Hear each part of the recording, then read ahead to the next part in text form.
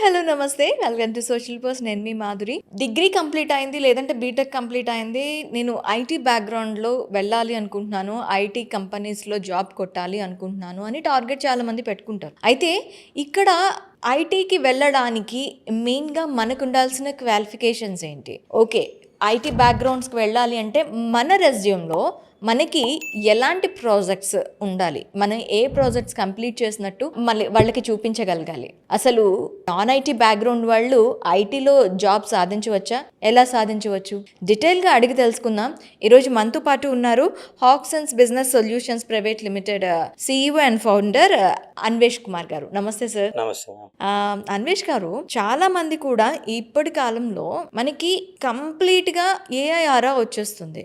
Every one ఇప్పుడు not only ఒక degree student అవనివ్వండి, బీటెక్ స్టూడెంట్ అవనివ్వండి, కంప్యూటర్ నాలెడ్జ్ అనేది చాలా ఇంపార్టెంట్. వాళ్ళు ఐటీ బ్యాక్గ్రౌండ్కి వెళ్ళాలన్నా లేదు నార్మల్ ఏదైనా జాబ్ చేయాలన్నా మినిమం కీస్ దేనికి వాడతారు అనేది మ్యాక్సిమం తెలిసి ఉండాలి. అయితే ఇక్కడ నా క్వశ్చన్ ఏంటి అంటే, ఒక ఫ్రెషర్ ఐటీ ఫీల్డ్లోకి వెళ్ళాలి అనుకుంటున్నాడు, లేదు అంటే ఏఐకి సంబంధించి ఒక టూల్ నేర్చుకోవాలి అనుకుంటున్నాడు. అలాంటి పర్సన్స్కి, అది ఐటీ బ్యాక్గ్రౌండ్ కానివ్వండి, నాన్ ఐటీ బ్యాక్గ్రౌండ్ కానివ్వండి, వాళ్ళకి తెలియాల్సిన బేసిక్ కోర్సెస్ ఏంటి, వాళ్ళకి తెలియాల్సిన మినిమం నాలెడ్జ్ ఏంటి? సో ఫర్ ఎగ్జాంపుల్ ఇప్పుడు మనం గ్రాడ్యుయేషన్ చేస్తామండి. సో గ్రాడ్యుయేషన్లో మనకి ఐటీ రిలేటెడ్ స్ట్రీమ్స్ ఉంటాయి.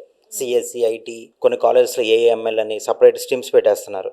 సో యూజువల్గా ఏంటంటే ఇంటర్మీడియట్ అయిపోయిన తర్వాత మనకు అంత ఎక్స్పోజర్ ఉండదు. అంటే ఏ గ్రూప్ తీసుకోవాలి, ఏ స్ట్రీమ్లోకి వెళ్ళాలి, నెక్స్ట్ మనం ఈ డిగ్రీ తర్వాత ఏం చేయాలి అనేది అంత క్లారిటీ ఉండదు. మీరు బీటెక్ కాకుండా మిగతా డిగ్రీ తీసుకోండి, BSc or any kind of graduations.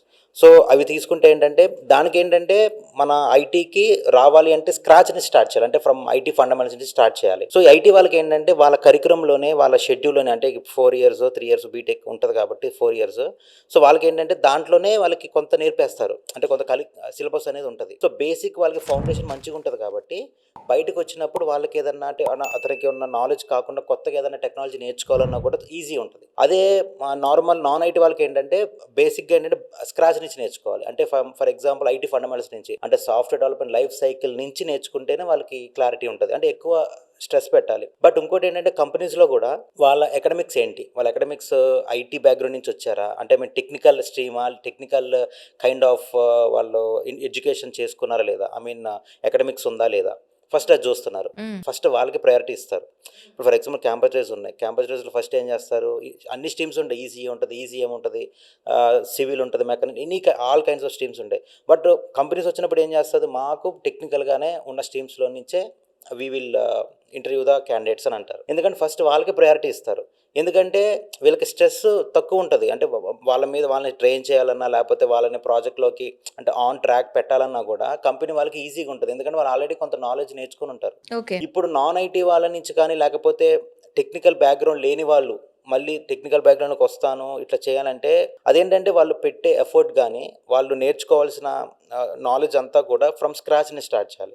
So effort అనేది డిఫరెంట్ అయిపోతుంది. బట్ ఏంటంటే ఫ్రెషర్స్కి చాలా కష్టం, అంటే నాన్ ఐటీ బ్యాక్గ్రౌండ్ నుంచి కానీ, లేకపోతే నాన్ టెక్నికల్ బ్యాక్గ్రౌండ్ నుంచి కానీ యూజువల్గా మనకు సాఫ్ట్వేర్ జాబ్స్ కావాలంటే చాలా కష్టం. బట్ ఇంకోటి ఏంటి, ఐటీలో కూడా అంటే టెక్నికల్ బ్యాక్గ్రౌండ్ ఉన్న వాళ్ళు కూడా ప్రాక్టికల్ నాలెడ్జ్ లేకపోతే వాళ్ళకి ఇబ్బంది. ఎందుకంటే యూజువల్గా ఇదివరకు ఏంటంటే ఐటీ లేదు, నాన్ ఐటీ లేదు. కొంతమందికి ఏంటంటే ఇదివరకు ప్రాపర్గా డిగ్రీ లేకపోయినా కోర్సెస్ నేర్చుకొని జాబ్స్ తెచ్చుకున్న వాళ్ళు చాలా మంది ఉన్నారు. I'm talking about 10 to 15 years back. చాలా మంది ఈ 10 to 15 years బ్యాక్ ఉన్న వాళ్ళంతా నాన్ ఐటీ బ్యాక్గ్రౌండ్ వాళ్ళే ఎక్కువగా ఉన్నారు. ఐటీ కంపెనీస్ లో రిక్రూట్మెంట్స్ ఎక్కువగా జరిగేవి. ఇక అది ఆ కోర్ సబ్జెక్ట్స్ చేసి ఐటీకి ఎందుకు వెళ్ళారు అనే క్వశ్చన్ కూడా ఉండేది. ట్రైనింగ్స్ తీసుకొని వాళ్ళు జాబ్స్ వచ్చేసేవి. బట్ ఇప్పుడున్న కాంపిటేటివ్ దాంట్లో అన్ని ప్రాపర్గా చూస్తారు. అంటే అకాడమిక్స్లో వాళ్ళు ఎంతవరకు నేర్చుకున్నారు, వాళ్ళ రెజ్యూమ్లో రెజ్యూమ్ ఎంత రిప్రజెంటేషన్ ఎంత బాగుంది. అంటే చాలామంది ఏంటంటే రెజ్యూమ్ అనేది మన రిఫ్లెక్ట్ చేస్తుంది. So it will reflect us when we go to interview. So అప్పుడు ఏంటంటే రెజ్యూమ్ అనేది ప్రాపర్గా డిజైన్ చేసుకోవడం వన్ క్రైటీరియా. దాంతోపాటు ప్రాజెక్ట్స్ ఏం చేసాం. ఇప్పుడు అకాడమిక్స్లో ఏంటంటే ఫైనల్ సెమ్లో ప్రాజెక్ట్స్ చేయమని చెప్తారు ప్రాక్టికల్గా. కొంతమంది ఏం చేస్తారంటే బయట నుంచి ప్రాజెక్ట్స్ తెచ్చేసుకొని ఆ ప్రాజెక్ట్ రిపోర్ట్ తెచ్చేసుకొని సబ్మిట్ చేస్తారు. బట్ మేమేమంటామంటే చిన్న వర్క్ చేసిన, చిన్న మాడ్యూల్ మీరు డిజైన్ చేసినా కూడా మీరు మీ ఓన్గా ట్రై చేయండి.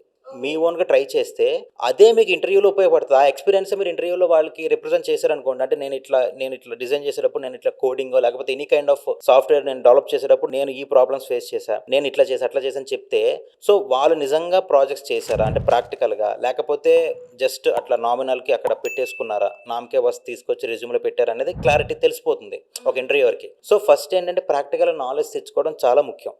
సో మీ ఫైనల్ సెమ్లో ప్రాజెక్ట్స్ చేయండి, చిన్న వర్క్ అయినా కూడా, చిన్న ప్రాజెక్ట్ చేసినా కూడా you do by your self. So అప్పుడు ఏంటంటే ఆ ఎక్స్పీరియన్స్ మీకు బయటకు వచ్చాక అదే ఎక్స్పీరియన్స్ ఉపయోగపడుతుంది, వేరే ఏ ఎక్స్పీరియన్స్ ఉపయోగపడుతుంది. మీ సిలబస్ మొత్తం యూజ్ అవ్వదు. టెక్నికల్గా మీరు ప్రాజెక్ట్స్లో ఏం చేశారు, మీ కమ్యూనికేషన్ స్కిల్స్ ఏంటి, మీ సాఫ్ట్ స్కిల్స్ ఏంటి, మీ పర్సనల్ స్కిల్స్ ఏంటి, ఈ వీటి వరకు ఉపయోగపడుతుంది మీకు బయటకు వచ్చిన తర్వాత. సో దాని మీద మీరు ఎంత ఎఫర్ట్ పెట్టారు, దాని మీద ప్రాక్టికల్గా ఎంత మీరు స్ట్రెస్ అంటే ఎంత దాని మీద ఎంత ఎఫర్ట్ పెట్టి చేశారు అనేది ముఖ్యం. లేకపోతే బయటకు వచ్చాక ఆ స్ట్రెస్ అదంతా తీసుకోవాల్సింది. ఎందుకంటే ఎంత ట్రై చేసినా కూడా, ఎన్ని ఇంటర్వ్యూస్కి వెళ్ళినా కూడా మనకి ఎక్కడో మనం స్కిప్ అయిపోతుంటాం. ఎక్కడ మిస్ అవుతుంది అనడానికి this is the root cause, practical. Data science అని, ఏఐ అని, సైబర్ సెక్యూరిటీ అని, క్లౌడ్ కంప్యూటింగ్ అని డిఫరెంట్ పాత్స్ ఉన్నాయి ఐటీలో కూడా. ఎవరైనా మంచి బెస్ట్ పాత్ ఎంచుకోవాలి అంటే ఈ 4 కోర్సెస్లో, ఈ 4 పాత్స్లో, పాత్ అనుకోవచ్చు మన కోర్స్ కన్నా, ఏది ఎంచుకుంటే వాళ్ళకి బాగుంటుంది? లేదంటే ఇందులో కాంబినేషన్ ఆఫ్ పాత్స్ అనేవి ఎంచుకుంటే బాగుంటుంది ఎగ్జాక్ట్లీ, అంటారా? కాంబినేషన్ ఆఫ్ ఉంటేనే. అంటే యూజువల్గా ఏంటంటే ఇదివరకు ఒక స్కిల్ సెట్ ఉంటే ప్రాబ్లం ఉండేది కాదు, జాబ్స్ ఉండేవి, అన్నీ ఉండేవి. బట్ ఇప్పుడు ఏంటంటే మల్టిపుల్ స్కిల్ సెట్స్ లేకపోతే జాబ్లో సస్టైన్ అవ్వడం చాలా కష్టం, జాబ్ రావడం కూడా చాలా కష్టం. ఇప్పుడు ఫర్ ఎగ్జాంపుల్ ఇదివరకు ఏంటంటే ఒక ప్రోగ్రామింగ్ లాంగ్వేజ్ వస్తే చాలు, మీకు జావా డెవలపరా, లేకపోతే .NET, లేకపోతే పైథాన్ ఇట్లా తీసుకునేవాళ్ళు. ఇప్పుడు మీకు ప్రోగ్రామింగ్ లాంగ్వేజ్లో ఏదొచ్చు, దాంతోపాటు క్లౌడ్ కంప్యూటింగ్లో ఏదొచ్చు. Why because in cloud computing also we have 2 to 3 platforms. దాంతోపాటు డివాప్స్ వచ్చా, దాంతోపాటు డేటా సైన్స్ వచ్చా, దాంతోపాటు యాడ్ ఆన్ ఏఐ మీద ఏమైనా బేసిక్ నాలెడ్జ్ ఉందా. ఈ స్కిల్ సెట్స్ అంటే ఒక మల్టిపుల్ స్కిల్ సెట్స్ ఉంటే కానీ మీరు సస్టైన్ అవ్వలేరు. ఎందుకంటే మల్టీ టాస్కింగ్ అనేది చేయగలరా లేదని చూస్తున్నారు కంపెనీస్ ఇప్పుడు. ఇదివరకు ఏంటంటే ఒక స్కిల్ సెట్కి ఒక దానికి సరిపోతారనిపిస్తుంది. ఇప్పుడు ఆ ప్రోగ్రామింగ్ లాంగ్వేజ్కి, దాంతోపాటు క్లౌడ్ కంప్యూటింగ్కి, దాంతోపాటు డివాప్స్కి, దాంతోపాటు CI/CD పైప్లైన్స్ అంటే డెవలపింగ్, టెస్టింగ్, సెమీ టెస్టింగ్ వరకు మొత్తం ఒక డెవలపరే చేసేలాగా. Okay. So from start to max ఒక ప్రాజెక్ట్కి కావాల్సిన స్కిల్ సెట్స్ అని ఒకళ్ళ దగ్గర ఉంటేనే దే ఆర్ కన్సిడరింగ్ యూ. ఇదివరకు ఏంటంటే ఒక స్కిల్ సెట్ ఉంటే సరిపోయేది, ఇప్పుడు మల్టిపుల్ స్కిల్ సెట్స్.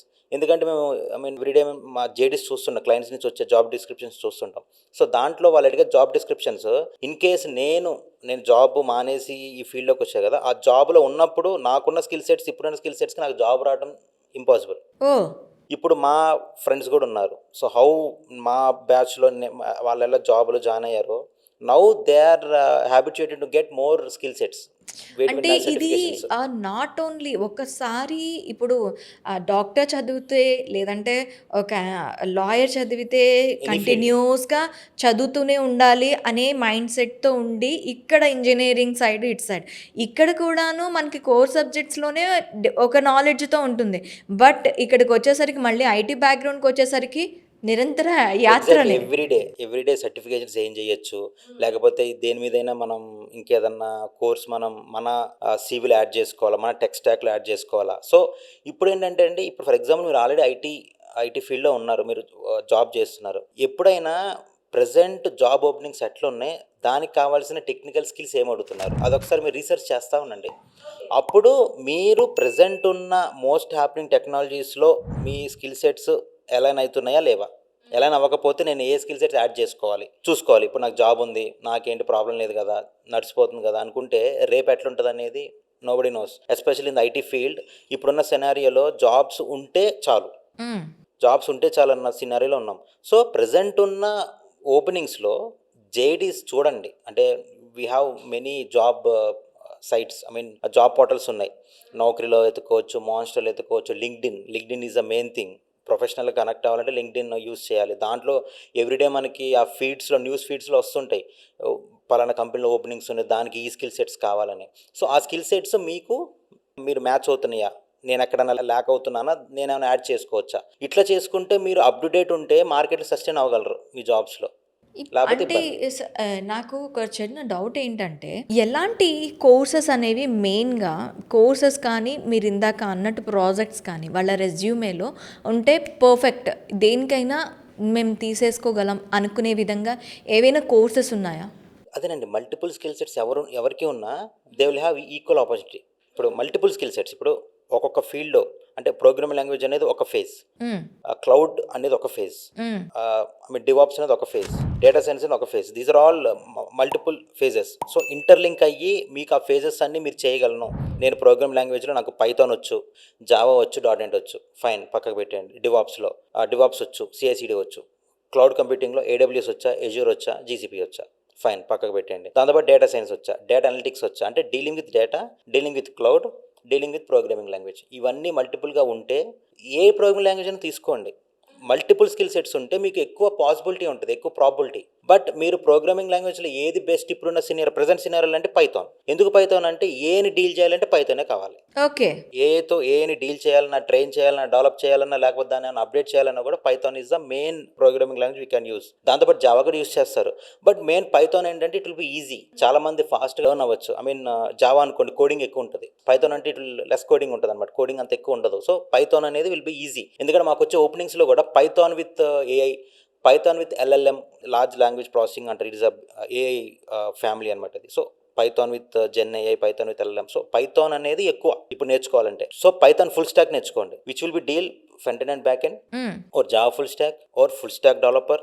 దాంతోపాటు క్లౌడ్ కంప్యూటింగ్, ఇది ఏదో ఒకటి, AWS లేకపోతే ఎజ్యూరా లేకపోతే GCP. So will have 3 anything. But AWS Azure అనేది it will be more happening అనమాట. దాంతోపాటు డివాప్స్ ఏంటంటే టాస్క్స్ ఆటోమేట్ చేయడానికి, CI/CD pipelines which will use for DevOps. దాంతోపాటు డేటా సైన్స్ ఏదైనా రిలేటెడ్గా వచ్చింది అనుకోండి, మీరు ఎనీ కైండ్ ఆఫ్ ఓపెనింగ్స్కి మీరు ఎలిజిబుల్ అవుతారు. ఎందుకంటే వాళ్ళకి కావాల్సిన స్కిల్ సెట్స్లో మీకు ఈ మల్టిపుల్ స్కిల్ సెట్స్ ఉన్నాయి అనుకోండి, ఒకదానికి సింక్ అవుతారు. ఇది కాకపోతే థర్డ్ కాకపోతే ఫస్ట్ దానికి. You will have eligibility for more companies. 1:3 openings ఉంటే యూ విల్ బి ఎలిజిబుల్. ఇప్పుడు మీరు ఒక స్కిల్ సెట్ పెట్టుకున్నారనుకోండి, ఇప్పుడు ఒక స్కిల్ సెట్తో అసలు జాబ్ ఓపెనింగ్సే లేవు. ఒక స్కిల్ సెట్తో ఒక జాబ్ ఓపెనింగ్ కూడా రావట్లేదు. మల్టిపుల్ స్కిల్ సెట్స్ అయినా కనీసం మీరు ఇంటర్వ్యూ ఇవ్వడానికైనా, అంటే టు ప్రూవ్ యువర్ సెల్ఫ్ అనేది మీకు ఒక ప్లాట్ఫామ్ దొరుకుతుంది. అది ఒక స్కిల్ సెట్ పెట్టుకొని కూర్చుంటే మీరు 1 yearగా 2 yearsగా 5 years ఉన్నా కూడా జాబ్ ఓపెనింగ్స్ రావు, మీకు ఇంటర్వ్యూ కాల్స్ రావు. సో మల్టిపుల్ స్కిల్ సెట్స్ అనేది ఇప్పుడు మెయిన్ అనమాట.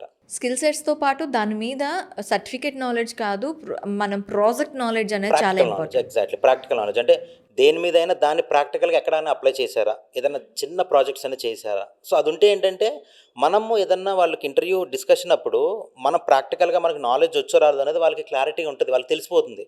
జస్ట్ నా దగ్గర థియరిటికల్ నాలెడ్జ్ ఉందా, లేకపోతే ప్రాక్టికల్గా నేను చేయగలను అనేది. సో ప్రాక్టికల్గా చేసిన వాళ్ళకి ఏంటంటే వాళ్ళకి ఈజీ అయిపోతుంది. సో దట్ బెటర్ అవుట్పుట్ వస్తుందని చెప్పి కంపెనీ అనుకుంటారు. Okay, me as a company, నేను ఇప్పుడు క్యాంపస్లోకి వెళ్ళినప్పుడు కూడా, లేకపోతే నాకు ఉన్న ఇంటర్నల్ ఓపెనింగ్స్లో కానీ, మా క్లయింట్ ఓపెనింగ్స్లో ఎక్కడైనా ఇంటర్వ్యూస్ చేస్తున్నప్పుడు కూడా నేను అదే చూస్తాను. ఇప్పుడు ఫర్ ఎగ్జాంపుల్ అతనికి ప్రాక్టికల్ నాలెడ్జ్ ఉందా లేదా. ఫస్ట్ థియరిటికల్ నాలెడ్జ్ అనేది అందరికీ ఉంటుంది, మోస్ట్ ప్రాబ్లమ్ 90% పీపుల్ ఉంటుంది. ప్రాక్టికల్గా వాళ్ళు అప్రోచ్ ఎట్లుంది, టెక్నికల్ అప్రోచ్ ఎట్లుంది, అది ఫస్ట్ చూస్తాం. దాంతోపాటు కమ్యూనికేషన్ స్కిల్స్ కూడా చాలా ఇంపార్టెంట్. ఎందుకంటే నీకు వచ్చిన నాలెడ్జ్ని నువ్వు రిప్రజెంట్ చేసుకోవాలంటే the medium will be the language.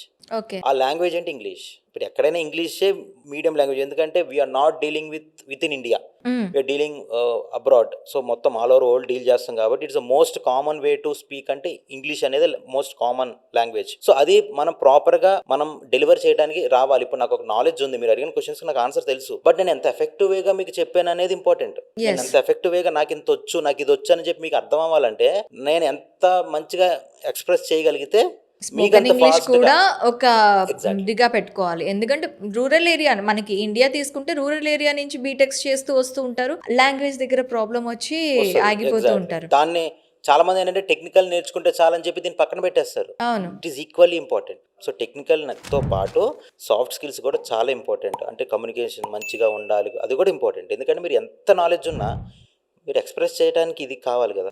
అయితే ఆర్టిఫిషియల్ ఇంటెలిజెన్స్తో ఇప్పుడు ఎలాంటి జాబ్ పోర్టల్స్ అవైలబుల్గా ఉన్నాయండి? అంటే ఇప్పుడు ప్రతిదీ, ఇప్పుడు మీరు చెప్పిన క్లౌడ్ కంప్యూటింగ్ కానీ, డేటా సైన్స్ కానీ, లేదు అంటే సైబర్ సెక్యూరిటీ కానీ, అన్నీ కూడా ఏదో